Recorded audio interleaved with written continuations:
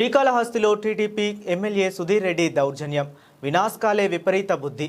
MLA Sudheer Reddy ఆదేశాలతో శ్రీకాళహస్తిలో అర్ధరాత్రి 3:30 municipal commissioner పోలీసులు దొంగలలాగా వచ్చి ఇళ్లకి తాళాలు వేసి 80 సంవత్సరాల వయసున్న గుణభూషణమ్మ ఇల్లు అక్రమంగా కూల్చేశారు. ఇదేం న్యాయం? గుణభూషణమ్మ మనవడు జనసేన కార్యకర్త కావలి శివకుమార్ను టార్గెట్ చేస్తూ ముసలావిడ ఇల్లు కూల్చడం హేయమైన చర్య అని మండిపడ్డారు. ముఖ్యమంత్రి నారా చంద్రబాబు నాయుడు, మంత్రి నారా లోకేష్, ఉప ముఖ్యమంత్రి పవన్ కళ్యాణ్ ఈ దౌర్జన్యంపై చర్యలు తీసుకుంటారా అని ప్రశ్నించారు. అక్రమంగా ఇల్లు కూల్పించిన ఎమ్మెల్యే పైన, మున్సిపల్ కమిషనర్ పైన, పోలీసులపైన చర్యలు తీసుకోవాలి డిమాండ్ చేస్తున్నారు.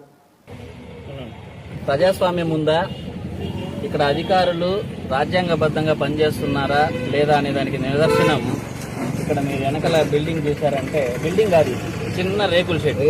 80 సంవత్సరాల ఉందా, ఇక్కడ అధికారులు రాజ్యాంగబద్ధంగా పనిచేస్తున్నారా లేదా అనే దానికి నిదర్శనం ఇక్కడ మీరు వెనకాల బిల్డింగ్ చూసారంటే, బిల్డింగ్ కాదు, చిన్న రేకుల షెడ్.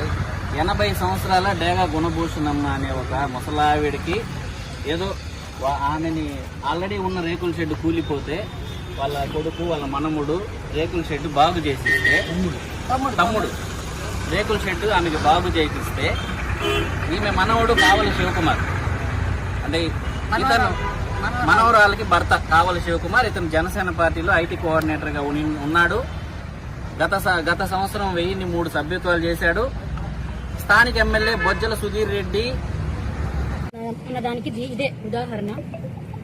అంటే మున్సిపల్ కమిషనర్ చేశాడా, ఇంకొకటి చేశాడా అని పక్కన పెడితే, ఈరోజు సండే పొద్దున 3:15కి ఎగ్జాక్ట్లీ 3:15 నుంచి 3:55 వరకు అసలు అంతమంది, దాదాపు 100 మంది పోలీసులు, లేడీ కానిస్టేబుల్స్, ఇంకేం నియోజకవర్గంలో పనే లేనట్టు ఈ ఆదివారం నాడు మున్సిపల్ సిబ్బంది మొత్తం పని వదులుకొని అంత పొద్దున్నే వచ్చి ఇక్కడ తాళాలు వేసేసి, వాళ్ళ ఇంటిలో ఉంటే బయట ముసుగులతో, పోలీసులు ముసుగులతో తాళాలు బయట నుంచి వేసేసి ఈ కూల్చివేతకి